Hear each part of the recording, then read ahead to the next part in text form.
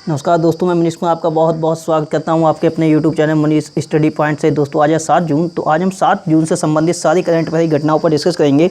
तो 7 जून से पहला क्वेश्चन है, हाल ही में फोर्ब्स द्वारा जारी सबसे ज़्यादा कमाई करने वाले सेलिब्रिटी की सूची में शीर्ष पर कौन है। तो अभी फोर्ब्स ने एक सूची जारी की है, जो सूची है सबसे ज़्यादा कमाई करने वाली सेलिब्रिटियों की।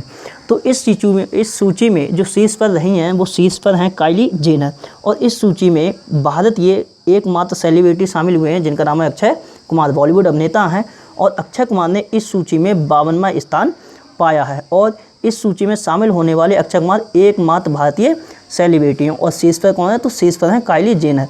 अगर बात करें अक्षय कुमार की, तो अक्षय कुमार पिछले वर्ष सबसे ज़्यादा कमाई करने वाले की सूची में रहे थे 33वें नंबर पर, लेकिन इस वर्ष अब ये हो गए हैं 52वें नंबर पर। अगर बात करें फोर्ब्स की, तो फोर्ब्स ने कुछ समय पहले ही सबसे ज़्यादा कमाई करने वाले खिलाड़ियों की सूची तैयार की थी। तो सूची जारी की थी सर्वाधिक कमाई करने वाली खिलाड़ियों की, जिसमें अगर बात करें महिला खिलाड़ी की, तो महिला खिलाड़ी में पहले नंबर पर रही थी नाओमी ओसाका ये रही थी। ये जापान की टेनिस खिलाड़ी हैं। वहीं बात करें पुरुष खिलाड़ियों की सूची में कौन शीर्ष पर रहा था सबसे ज़्यादा कमाई करने वाले की लिस्ट में, तो ये पहले नंबर पर रहे थे रोजर फेडरर, और ये सबसे ज़्यादा कमाई करने वाले सेलिब्रिटी की सूची है, जिसमें शीर्ष पर कौन है, तो काइली जेनर। बात करते हैं क्वेश्चन नंबर 2 की। तो क्वेश्चन नंबर 2 है, हाल ही में मोबाइल पर चालू खाता खोलने की सुविधा देने वाला पहला बैंक कौन सा बना है। तो मोबाइल पर चालू खाता मतलब कि करंट अकाउंट, तो करंट अकाउंट खोलने की सुविधा देने वाला जो पहला बैंक बना है वो है इंडसइंड बैंक। तो इंडसइंड बैंक ने अब मोबाइल पर चालू खाता खोलने की सुविधा देने वाला ये पहला बैंक भी बना है। अगर बात करें चालू खाता की मतलब कि करंट अकाउंट की, तो करंट अकाउंट ये मोस्टली व्यापारियों लोगों के लिए होता है, क्योंकि एक दिन में वो लोग कई बार लेन देन करते हैं। तो ये इंडसइंड बैंक ऐसा करने वाला देश का पहला बैंक भी बना है। बात करें तो कुछ समय पहले अभी कोटक महिंद्रा जो बैंक है वो भी चर्चा में रही थी। क्यों, तो वीडियो के थ्रू KYC करने वाला देश का पहला बैंक कौन सा बना था, तो ये कोटक महिंद्रा बैंक बना था। अब ये चालू खाता खोलने की सुविधा देने वाला मोबाइल पर पहला बैंक कौन बना है, तो ये इंडसइंड बैंक है। बात करें इंडसइंड बैंक की, तो मुख्यालय है मुंबई में, स्थापना हुई थी 1994 में, और 1994 में ही HDFC बैंक की भी स्थापना की गई थी। MD तथा CEO हैं इंडसइंड बैंक के सुमंत कठवालिया। ये न्यू अपॉइंटमेंट है, ये इसी वर्ष हुए हैं। सुमंत कठवालिया इंडसइंड बैंक के MD और CEO नियुक्त। बात करें टैगलाइन की, तो इस बैंक की टैगलाइन है be make your feel richer, ये इस बैंक की टैगलाइन है। बात करते हैं क्वेश्चन नंबर 3 की। तो तीसरा क्वेश्चन है, हाल ही में किस राज्य की पुलिस ने स्पंदन अभियान शुरू किया है। तो ये स्पंदन जो अभियान है वो शुरू किया है छत्तीसगढ़ राज्य की पुलिस ने, और ये अभियान जो लोग डिप्रेशन में होते हैं पुलिस कर्मचारी, तो जो लोग वे पुलिस कर्मचारी जो कि डिप्रेशन में हैं उनके लिए डिप्रेशन से मुक्त कराने के लिए ये एक अभियान है जो कि चलाया गया है छत्तीस राज्य की पुलिस के द्वारा। इसका मेन उद्देश्य यही है कि पुलिस कर्मचारियों को डिप्रेशन से मुक्त कराने के लिए उचित सुझाव प्रस्तुत करना। अगर बात करें छत्तीसगढ़ की, तो छत्तीसगढ़ की राजधानी है रायपुर, मुख्यमंत्री हैं भूपेश बघेल, राज्यपाल हैं अनुसुईया उइके, और छत्तीसगढ़ का जो हाईकोर्ट है उसके मुख्य न्यायाधीश है PR रामचंद्रन मेनन। अगर बात करें तो कुछ समय पहले ही जो केंद्र सरकार के द्वारा जल जीवन मिशन के तहत छत्तीसगढ़ राज्य को 445 करोड़ रुपए की स्वीकृति भी प्रदान की गई है। वहीं बात करें तो छत्तीसगढ़ के फर्स्ट मुख्यमंत्री थे जिनका नाम था अजीत जोगी, इनका भी निधन हो चुका है। उससे पहले अगर बात करें तो छत्तीसगढ़ राज्य की सरकार ने जो लाख होती है, लाख की खेती के लिए कृषि का दर्जा भी दिया है। वहीं बात करें तो कक्षा 10 तथा 12 की जो शेष परीक्षाएं रह गई थी उनको रद्द करने की भी घोषणा की थी। किसने, तो छत्तीसगढ़ राज्य ने ही। और छत्तीसगढ़ राज्य का जो हाईकोर्ट है उसके मुख्य न्यायाधीश रहे थे अजय कुमार त्रिपाठी। ये छत्तीसगढ़ का जो हाईकोर्ट है उसके मुख्य न्यायाधीश रहे थे, पूर्व मुख्य न्यायाधीश थे, इनका भी निधन हो चुका है। वहीं बात करें तो मनरेगा के तहत श्रमिकों को रोजगार देने में जो शीर्ष पर राज्य रहा था वो कौन सा रहा था, तो वो छत्तीसगढ़ ही रहा था। उसके बाद अगर एक बात करें तो कुछ समय पहले विदेश मंत्रालय द्वारा सार्क देशों के लिए कोविड-19 प्रशिक्षण कार्यक्रम के पहले सत्र का आयोजन करने की घोषणा की गई थी, और ये सत्र का आयोजन कहाँ किया जाएगा, तो वो एम्स रायपुर में किया जाएगा। उससे पहले अगर बात करें तो छत्तीसगढ़ के एक स्वतंत्रता सेनानी थे जिनका नाम था आर.बी. भुरकुटे, जो कि 1942 के भारत छोड़ो आंदोलन में शामिल हुए थे। तो आर.बी. भुरकुटे का भी निधन हो चुका है। उसके बाद बात करें तो सब्जी तथा फलों की होम डिलीवरी के लिए CG हाट नाम से एक मोबाइल ऐप भी लॉन्च किया था छत्तीसगढ़ राज्य ने। उससे पहले पढ़ाई तुहार द्वार, मतलब कि पढ़ाई आपके द्वार तक नामक पोर्टल की शुरुआत की थी छत्तीसगढ़ ने। और छत्तीसगढ़ राज्य की पुलिस के द्वारा रक्षा सर्व ऐप भी लॉन्च किया गया था। इस ऐप का क्या नाम था? तो रक्षा सर्व ऐप ये लॉन्च किया था। अब ये कौन सा अभियान है? तो ये स्पंदन अभियान है। उसके बाद बात करें तो राजीव गांधी किसान न्याय योजना की भी शुरुआत किसने की है? तो अभी छत्तीसगढ़ ने ही की है। अगर उससे पहले अगर बात करें तो केंद्रीय आंचलिक परिषद की जो 22वीं बैठक थी उसका आयोजन भी कहाँ किया गया था? तो छत्तीसगढ़ की राजधानी रायपुर में किया गया था। और छत्तीसगढ़ का 28वां जिला बनेगा जो कि बिलासपुर से काट के बनाया गया है। इसका क्या नाम है? तो इसका नाम है गोरेला पेड्रा मारवाही। ये छत्तीसगढ़ राज्य का 28वां जिला बनेगा। और युवाओं को नौकरी खोजने में मदद के लिए एक ऐप भी विकसित किया था छत्तीसगढ़ राज्य ने, जिसका नाम था संगी ऐप। बात करते हैं क्वेश्चन नंबर 4 की। तो चौथा क्वेश्चन है, हाल ही में किस केंद्र शासित प्रदेश ने अपने कर्मचारियों के लिए सैलरी ट्रैकर मोबाइल ऐप जिसका नाम है मेरा वतन लॉन्च किया है? तो ये सैलरी ट्रैकर मोबाइल ऐप है जिसका नाम है मेरा वतन, ये लॉन्च किया है जम्मू कश्मीर ने। जम्मू कश्मीर के जो उपराज्यपाल हैं गिरीश चंद्र मुर्मू, इनके द्वारा ये ऐप लॉन्च किया गया है मेरा वतन। और इस ऐप के माध्यम से जो भी राज्य के, मतलब कि जम्मू कश्मीर राज्य के जो भी कर्मचारी हैं वो अपनी सैलरी संबंधी कोई भी जानकारी इस ऐप के माध्यम से प्राप्त कर सकते हैं।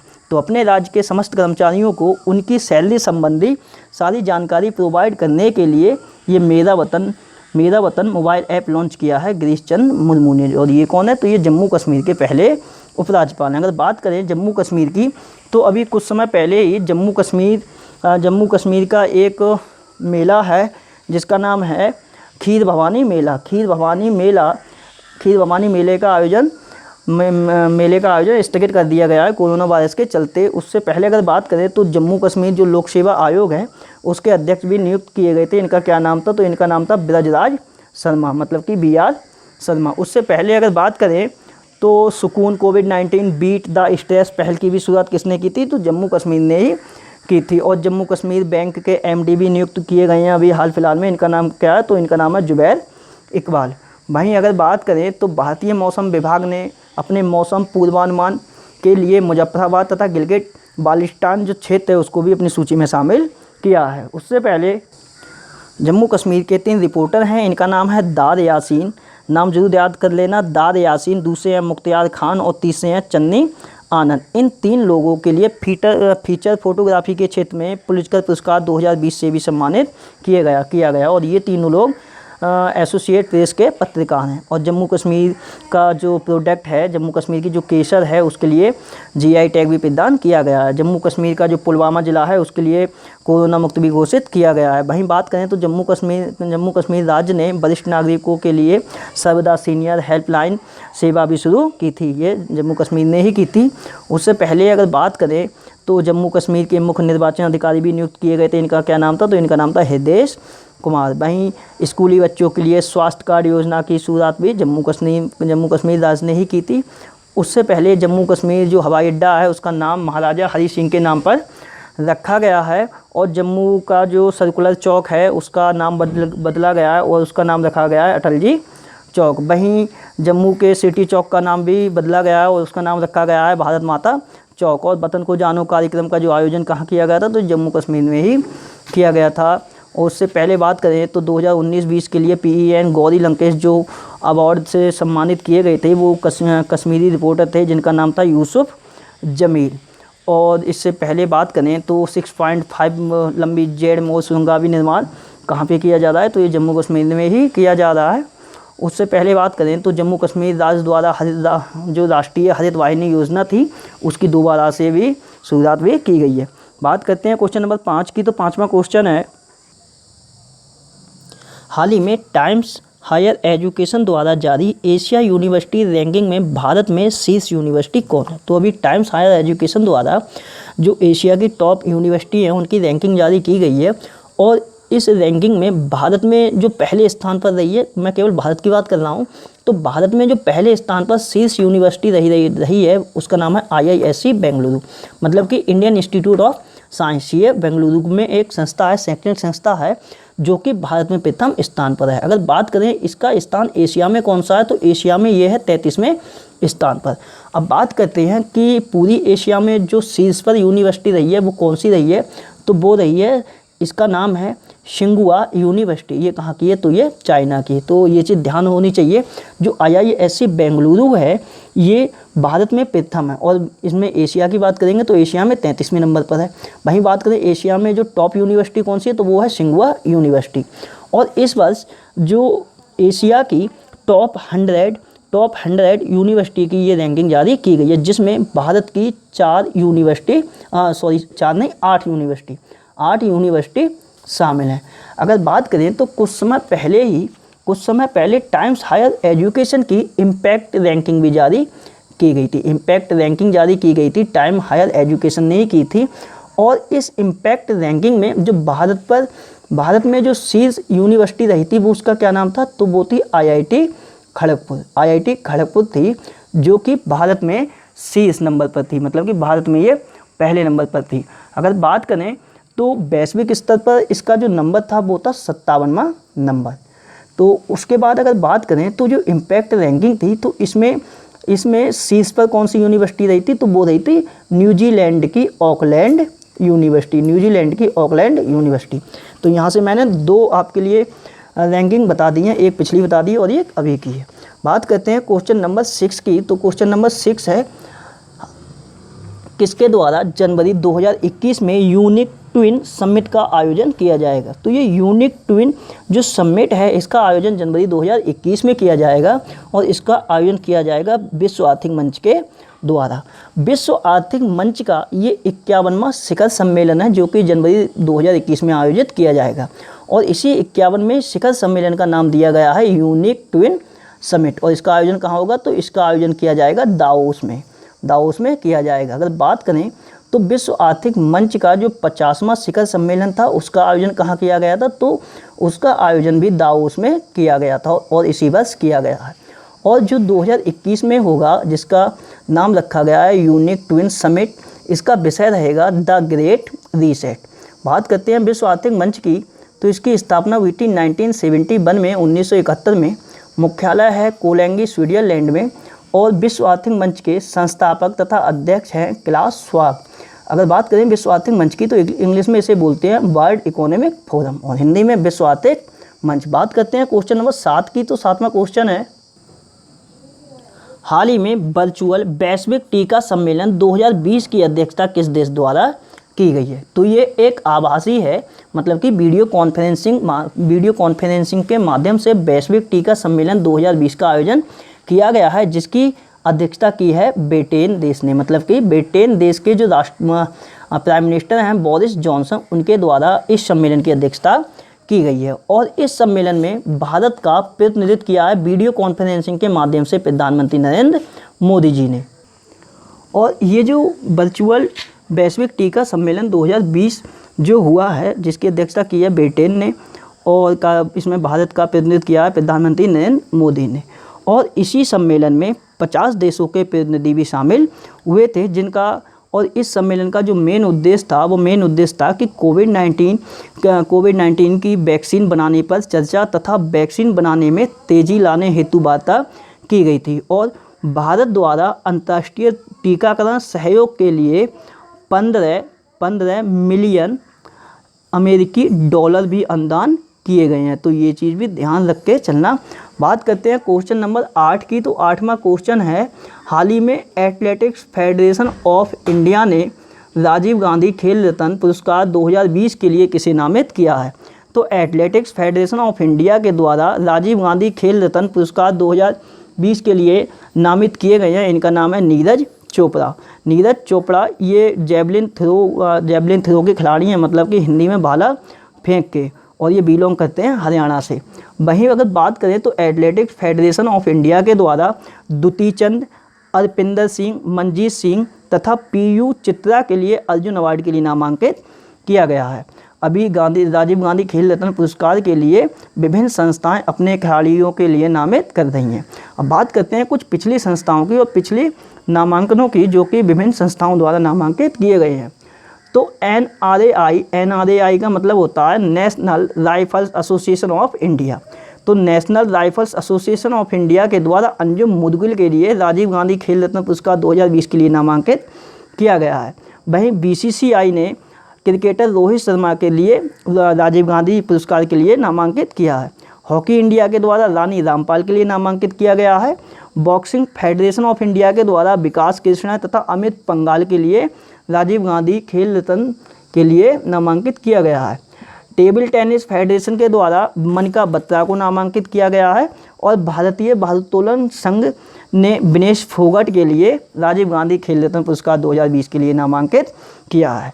अब बात करते हैं क्वेश्चन नंबर 9 की। तो 9वां क्वेश्चन है, हाल ही में नगर वन कार्यक्रम का शुभारंभ किसने किया है? तो ये नगर वन कार्यक्रम है, इसका शुभारंभ किया है केंद्रीय वन पर्यावरण जलवायु परिवर्तन मंत्री हैं, इनका नाम है प्रकाश जावड़ेकर। तो प्रकाश जावड़ेकर के द्वारा नगर वन कार्यक्रम का शुभारंभ किया है। और इस कार्यक्रम का मेन उद्देश्य क्या है? तो शहरी क्षेत्रों में वनों के विकास के लिए ये नगर वन कार्यक्रम चलाया गया है। और ये लक्ष्य रखा गया है कि अगले 5 वर्षों में पूरे भारत में 200 शहरी वन विकसित किए जाएंगे। कितने? तो 200 शहरी वन विकसित किए जाएंगे अगले 5 वर्षों में। अगर बात करें कि वर्तमान समय में जो भारत का क्षेत्रफल है उसके कुल क्षेत्रफल पर कितने % वन उपस्थित है? तो ये हैं 21.67%। और भारत का क्षेत्रफल कितना है? तो 32,87,263 वर्ग किलोमीटर। तो उसके 21.67% पर अभी कुल वन क्षेत्र उपलब्ध है। बात करते हैं क्वेश्चन नंबर 10 की। तो 10वां क्वेश्चन है, हाल ही में गरीबी रेखा से नीचे रहने वाले व्यक्तियों को मुफ्त इंटरनेट देने वाला पहला राज्य कौन बना है? तो गरीबी रेखा से नीचे जो लोग अपना जीवन यापन कर रहे हैं उन व्यक्तियों के लिए मुफ्त इंटरनेट देने वाला देश का पहला राज्य बना है केरल। बात करें अगर केरल की, तो केरल की राजधानी है तिरुवनंतपुरम। मुख्यमंत्री हैं P विजयन, राज्यपाल हैं आरिफ मोहम्मद खान। वहीं केरल का जो हाईकोर्ट है जो लगता है एर्नाकुलम हाईकोर्ट, उसके मुख्य न्यायाधीश हैं S मानिकुमार। अब बात करते हैं केरल से संबंधित कुछ इम्पोर्टेंट पॉइंटों की। तो अभी कुछ समय पहले ही केरल राज्य के नए मुख्य सचिव भी बनाए गए थे। इनका क्या नाम था? तो इनका नाम था विश्वास मेहता इनका नाम था। वहीं बात करें तो केरल की पहली डायरेक्टर जनरल ऑफ पुलिस भी नियुक्त की गई थी, जिनका नाम था आर श्री रेखा। ये केरल राज्य की पहली महिला DGP हैं। वहीं बात करें तो अभी जो अंडमान में पॉम के वृक्ष हैं, तो वहाँ पे जो पॉम के वृक्ष हैं वो विलुप्त होते जा रहे हैं। तो उन्हीं को बचाने के लिए पॉम के वृक्ष को कहाँ रोपित किया जा रहा है? तो केरल राज्य में रोपित किया जा रहा है। कुछ समय पहले ब्रेक द चेन अभियान की शुरुआत भी की थी केरल राज्य ने। वहीं अगर बात करें तो आयु रक्षा क्लिनिक की शुरुआत भी की थी केरल राज्य ने। और कोविड-19 मरीजों की सेवा के लिए कर्मी बोट नाम से रोबोट तैयार किया था केरल राज्य ने। वहीं बात करें तो अभी कुछ समय पहले ब्लोकना नामक एक सर्च इंजन भी विकसित किया था। किसने? तो केरल की एक संस्था है, शैक्षणिक संस्था, जिसका नाम है Indian institute of information technology and management. तो इसके द्वारा ही ब्लोकना नामक सर्च इंजन का विकास किया गया था। वहीं अगर बात करें तो रैपिड स्क्रीनिंग के लिए तिरंगा नामक पहल की शुरुआत भी किसने की थी? तो ये केरल ने ही की थी। और कोविड-19 के चलते केरल का जो वार्षिक महोत्सव होता है त्रिशूर पूरम महोत्सव, इसका आयोजन भी रद्द कर दिया गया है। वहीं बात करें तो लॉकडाउन के पॉजिटिव तथ्यों से लोगों को अवगत कराने के लिए कोविड कद्रीपुकल अभियान की शुरुआत भी किसने की थी? तो ये केरल राज्य के ही द्वारा की गई थी। वहीं बात करें तो प्लाज्मा थेरेपी की शुरुआत करने वाला देश का पहला राज्य केरल है। वॉक इन सैंपल की उसकी स्थापना भी केरल में ही की गई थी। दरवाजा वितरण योजना की शुरुआत भी केरल ने ही की थी। और जियो फेंसिंग ऐप का प्रयोग करने वाला देश का पहला राज्य कौन है? तो ये है केरल। और चैन तोड़ो अभियान जो कि कोरोना वायरस के चलते चलाया गया था, तो ये केरल राज्य के द्वारा चलाया गया था। उसके बाद बात करें तो भारत की पहली कॉमर्शियल LNG बस सेवा की शुरुआत भी केरल में ही की गई थी और केरल के हाईकोर्ट द्वारा स्कूल तथा कॉलेज के में जितने भी प्रकार की स्ट्राइक होती हैं उन स्ट्राइकों पे प्रतिबंध लगाने की भी घोषणा की है। मसाला बॉन्ड जारी करने वाला देश का पहला राज्य केरल है। और ड्रग माफियाओं से निपटने के लिए कुछ समय पहले योद्धम नामक मोबाइल ऐप भी लॉन्च किया था केरल राज्य ने। और CFL तथा फिलामेंट बल्बों की बिक्री पर लगाने वाला देश का पहला CFL तथा फिलामेंट बल्बों की बिक्री पर प्रतिबंध लगाने वाला देश का पहला राज्य केरल है। वहीं बात करें तो केरल में है एक मंदिर जिसका नाम है सबरीमाला टेम्पल। तो सबरीमाला टेम्पल के गहनों की सूची तैयार करने के लिए सुप्रीम कोर्ट ने CN रामचंद्रन नायर के लिए नियुक्त भी किया है। वहीं अगर बात करें तो केरल के मीडिया अवार्ड से सम्मानित हुए थे N राम जो कि हिंदू ग्रुप के चेयरमैन हैं। वहीं अगर बात करें तो TV free year for every child कार्यक्रम की शुरुआत केरल राज्य द्वारा ही की गई थी। उससे पहले बात करें तो सौर ऊर्जा से संचालित होने वाला विश्व का पहला एयरपोर्ट कौन सा है, तो ये कोचीन एयरपोर्ट है। देश का पहला वुमेन ट्रेड सेंटर की स्थापना भी कहाँ की गई है, तो ये केरल के एक शहर है जिसका नाम है कोझीकोड, वहाँ पर की गई है। भारत का पहले स्पेस टेक पार्क की भी स्थापना केरल की राजधानी तिरुवनंतपुरम में की गई है। जो सीनियर राष्ट्रीय वॉलीबॉल चैंपियनशिप हुई थी कहाँ हुई थी, तो ये भुवनेश्वर में हुई थी। उसमें जो महिला वर्ग की जो विजेता टीम रही थी वो रही थी केरल की और पुरुष वर्ग विजेता टीम रही थी तमिलनाडु की। नागरिकता संशोधन अधिनियम के खिलाफ विधानसभा में प्रस्ताव पारित करने वाला देश का पहला राज्य भी केरल ही है। वहीं बात करें तो 80वां जो भारतीय इतिहास कांग्रेस का आयोजन किया गया था, उसका आयोजन कहाँ किया गया था, तो केरल की एक जगह है कन्नूर। और 27वां राष्ट्रीय बाल विज्ञान कांग्रेस का आयोजन कहाँ किया गया था, तो इसका आयोजन किया गया था तिरुवनंतपुरम में। चलते हैं क्वेश्चन नंबर 11 पर। तो 11वां क्वेश्चन है, हाल ही में मानव संसाधन विकास मंत्रालय ने किसके साथ मिलकर इंजीनियरिंग छात्रों के लिए टूलिप नामक इंटर्नशिप प्रोग्राम शुरू किया है। तो ये टूलिप नाम से एक इंटर्नशिप प्रोग्राम शुरू किया है किसने, तो मानव संसाधन विकास मंत्रालय ने किया है केंद्रीय आवास और शहरी विकास मंत्रालय के साथ मिलकर। बात करें अगर केंद्रीय आवास और शहरी विकास मंत्रालय के मंत्री की, तो मंत्री कौन है, तो मंत्री हैं हरदीप सिंह पुरी। वहीं बात करें मानव संसाधन विकास मंत्रालय के मंत्री कौन है, तो ये हैं रमेश पोखरियाल निशंक। वहीं बात करें ये जो इंटर्नशिप प्रोग्राम है जिसका नाम है ट्यूलिप, तो इंजीनियरिंग छात्रों को काम कराने में अवसर प्रदान करने से संबंधित है ये इंटर्नशिप प्रोग्राम जो कि लॉन्च किया है मानव संसाधन विकास मंत्रालय ने केंद्रीय आवास और शहरी विकास मंत्रालय के साथ मिलकर। बात करें अगर यहाँ ट्यूलिप की, तो यहाँ ट्यूलिप की फुल फॉर्म होती है the urban learning internship programme. तो ये एक इंटर्नशिप प्रोग्राम है। बात करते हैं क्वेश्चन नंबर 12 की। तो 12वां क्वेश्चन है, हाल ही में केंद्रीय गृह मंत्रालय ने किसे केंद्रीय पुलिस कल्याण भंडार का नया CEO किसे नियुक्त किया है। तो केंद्रीय गृह मंत्रालय ने केंद्रीय पुलिस कल्याण भंडार के नए CEO नियुक्त किए हैं।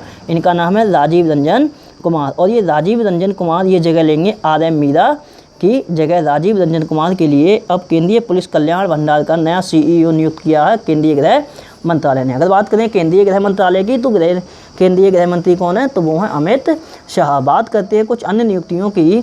तो अभी एक नियुक्ति हुई है ब्रिजेंद्र नवनीत की। और ब्रिजेंद्र नवनीत ये कौन बने हैं, तो ये विश्व व्यापार जो संगठन है, मतलब कि वर्ल्ड ट्रेड ऑर्गेनाइजेशन, जिसके लिए इंग्लिश में बोलते हैं WTO।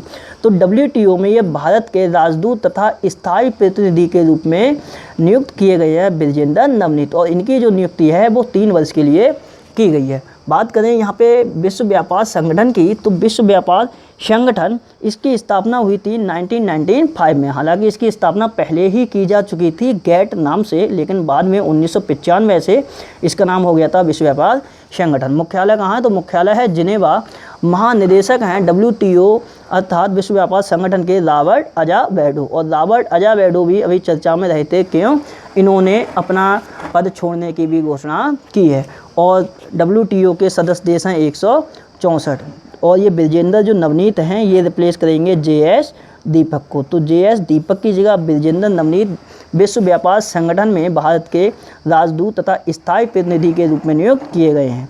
बात करते हैं अगली नियुक्ति की। तो अगली नियुक्ति है राजीव टोपनो की। तो राजीव टोपनो ये कौन नियुक्त हुए हैं, तो ये राजीव टोपनो विश्व बैंक के जो कार्यकारी निदेशक हैं उनके सीनियर एडवाइज़र, मतलब कि वरिष्ठ सलाहकार नियुक्त किए गए हैं। और राजीव टोपनो ये प्रधानमंत्री नरेंद्र मोदी के नरेंद्र मोदी के पर्सनल सेक्रेटरी अर्थात निजी सचिव थे। अब ये बन गए हैं विश्व बैंक के कार्यकारी निदेशक के वरिष्ठ सलाहकार और इनकी भी नियुक्ति 3 वर्ष के लिए की गई है। बात करें अगर विश्व बैंक की, तो विश्व बैंक का जो गठन हुआ था वो हुआ था 1944 में। 1944 में हालांकि इसका गठन हो गया था, लेकिन प्रभाव में आया था, अर्थात ये संस्था कार्य का संचालित हुई थी 1945 में, मतलब कि प्रभाव में आया था 1945 में विश्व बैंक। बात करें मुख्यालय की, बात करें तो विश्व बैंक के मुख्यालय की, तो मुख्यालय है वॉशिंगटन डीसी में। अध्यक्ष हैं डेविड मालपास, एमडी तथा सीएफओ हैं अंशुला कांत, जो कि भारतीय मूल की हैं और अभी कुछ समय पहले ही विश्व बैंक के उपाध्यक्ष तथा चीफ इकोनॉमिस्ट नियुक्त हुए हैं। इनका नाम है कार्मेन रीनहार्ट। बात करते हैं क्वेश्चन नंबर 13 की, तो 13वां क्वेश्चन है हाल ही में विश्व पर्यावरण दिवस कब मनाया गया। तो हाल ही में विश्व पर्यावरण दिवस जो है वो मनाया गया है 5 जून के लिए, और ये हर वर्ष 5 जून के लिए ही मनाया जाता है। और 5 जून 2020 के लिए विश्व पर्यावरण दिवस मनाया गया है। इस बार इसकी थीम रही है बायोडाइवर्सिटी, मतलब कि जैव विविधता। और ये मनाया क्यों जाता है, तो जो पर्यावरण संरक्षण को बढ़ावा देने के लिए, मतलब कि पर्यावरण संरक्षण को बढ़ावा देने के लिए तथा पर्यावरण संरक्षण तथा प्रकृति के महत्व के बारे में लोगों के लिए जागरूकता फैलाने के लिए ये विश्व पर्यावरण दिवस 5 जून के लिए मनाया जाता है। भाई अगर बात करें तो संयुक्त राष्ट्र जो महासभा है, मतलब कि यूनाइटेड नेशनल जनरल असेंबली द्वारा 1972 में इसे घोषित किया गया था। और 3 जून के लिए मनाया गया था विश्व साइकिल दिवस, 2 जून के लिए मनाया गया था तेलंगाना राज्य का स्थापना दिवस, वहीं 1 जून के लिए मनाया गया था विश्व दुग्ध दिवस तथा वैश्विक माता पिता दिवस। बात करते हैं क्वेश्चन नंबर 14 की, तो 14वां क्वेश्चन है हाल ही में किस भारतीय एनजीओ को दक्षिण पूर्व एशिया क्षेत्र के लिए विश्व धूम्रपान निषेध अवार्ड 2020 दिया गया है। तो ये विश्व धूम्रपान निषेध अवार्ड 2020 दिया गया है सीड्स एनजीओ को। ये सीड्स एनजीओ है जो कि भारत का एक एनजीओ है और ये दक्षिण पूर्व एशिया के लिए दिया गया है। बात करें यहाँ जो इस एनजीओ की सीड्स की, तो सीड्स की यहाँ फुल फॉर्म होती है social economic and educational development society. तो दक्षिण पूर्व एशिया क्षेत्र के लिए दिया गया है सीड्स एनजीओ के लिए WHO द्वारा विश्व धूम्रपान निषेध अवार्ड 2020। और ये दिया किसके द्वारा जाता है, तो विश्व स्वास्थ्य संगठन के द्वारा ये अवार्ड दिया जाता है। और ये अवार्ड सीड्स जो एनजीओ है इसके लिए क्यों दिया गया है, तो बिहार व झारखंड राज्य में पान मसाला हो गए, ई सिगरेट हो गए व हुक्का बार को प्रतिबंध करने के लिए सीड्स का अहम योगदान था। तो इसी कारण विश्व धूम्रपान निषेध अवार्ड 2020 प्रदान किया गया है सीड्स एनजीओ को दक्षिण पूर्व एशिया क्षेत्र के लिए। और किसने ये अवार्ड दिया है, तो विश्व स्वास्थ्य संगठन ने। बात करते हैं क्वेश्चन नंबर 15 की, तो 15वां क्वेश्चन है हाल ही में अनवर सागर का निधन हो गया, ये कौन थे। तो हाल ही में अनवर सागर का निधन हो गया है, ये थे फेमस गीतकार, अब इनका निधन हो चुका है। बात करते हैं इस मंथ में जो भी इंपॉर्टेंट निधन हुए हैं, तो इससे पहले मैंने नोट आपके लिए कराया था बॉबी जो मोरो, ये कौन थे, तो ये यूएसए के बहुत ही फेमस धावक थे, इनका निधन हो चुका है। योगेश गौड़ ये कौन थे, तो ये गीतकार थे, इनका भी निधन हो चुका है। वाजिद खान ये संगीतकार थे और संगीतकार के साथ साथ ये निर्देशक व गायक भी थे। वहीं MP वीरेंद्र कुमार इंपॉर्टेंट है, MP वीरेंद्र कुमार ये कौन थे, तो लेखक थे तथा पत्रकार थे ये पेशे से, और इनका संबंध राजनीति से भी था। केरल से ये पूर्व राज्यसभा सांसद भी रहे थे। उसके बाद जो स्टार्टिंग में एक निधन हुआ था बेजान दारूवाला का, ये बहुत ही फेमस एस्ट्रोलॉजर थे, मतलब कि ज्योतिषी थी। बात करते हैं क्वेश्चन नंबर 16 की, तो 16वां क्वेश्चन है हाल ही में अरुणाचल प्रदेश की सरकार ने कब तक सभी ग्रामीण घरों को नल कनेक्शन देने की घोषणा की है। तो अरुणाचल प्रदेश की सरकार ने 2023 तक राज्य के सभी ग्रामीण घर हैं उनके लिए नल कनेक्शन देने की घोषणा की है। और ये जल जीवन मिशन के तहत ये सब घोषणाएं की जा रही हैं। तो जल जीवन मिशन के तहत अरुणाचल प्रदेश के लिए 255 करोड़ रुपए की मंजूरी भी दी गई है केंद्र सरकार के द्वारा। वहीं अगर बात करें तो कुछ समय पहले जम्मू कश्मीर तथा हरियाणा राज्य ने जल जीवन मिशन के तहत अपने राज्य के सभी ग्रामीण घरों के लिए नल कनेक्शन देने की घोषणा की थी। कब तक, तो 2022 तक, और अरुणाचल प्रदेश ने ये घोषणा की है 2023 तक। वहीं बात करें तो अरुणाचल प्रदेश की राजधानी है ईटानगर, मुख्यमंत्री है पेमा खांडू, और राज्यपाल है ब्रिगेडियर VD मिश्रा, और अरुणाचल प्रदेश का जो हाईकोर्ट है गुवाहाटी हाईकोर्ट लगता है, जिसके मुख्य न्यायाधीश हैं अजय लांबा। वहीं बात करें तो एक अरुणाचल प्रदेश की दिबांग घाटी में प्रस्तावित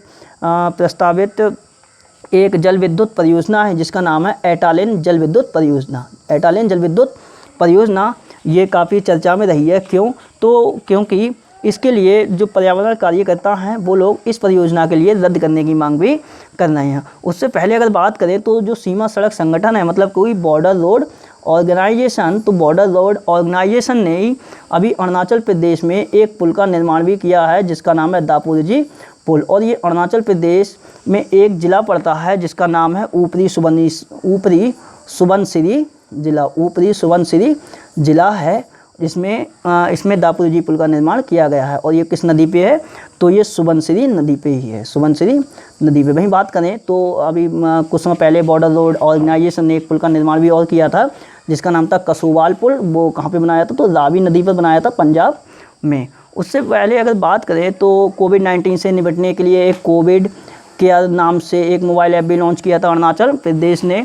और अपनी विधानसभा में कागज रहित कार्यवाही के लिए ई विधान परियोजना भी लागू की थी अरुणाचल प्रदेश की सरकार ने। वहीं बात करें तो अरुणाचल अरुणाचल प्रदेश है, तो अरुणाचल प्रदेश में भारतीय सेना का पहला पर्वतीय अभ्यास जिसका नाम था हिम विजय, उसका भी आयोजन किया गया था।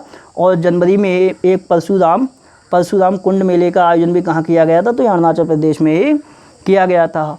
और कुछ समय पहले जनवरी में ही अरुणाचल प्रदेश की विधानसभा ने अपना नया लोगो भी अपनाया था। बात करते हैं जो कल शायद मैंने आपसे क्वेश्चन नहीं पूछे थे, तो आज के क्वेश्चनों की बात करते हैं। एक बार मैं चेक कर देता हूँ।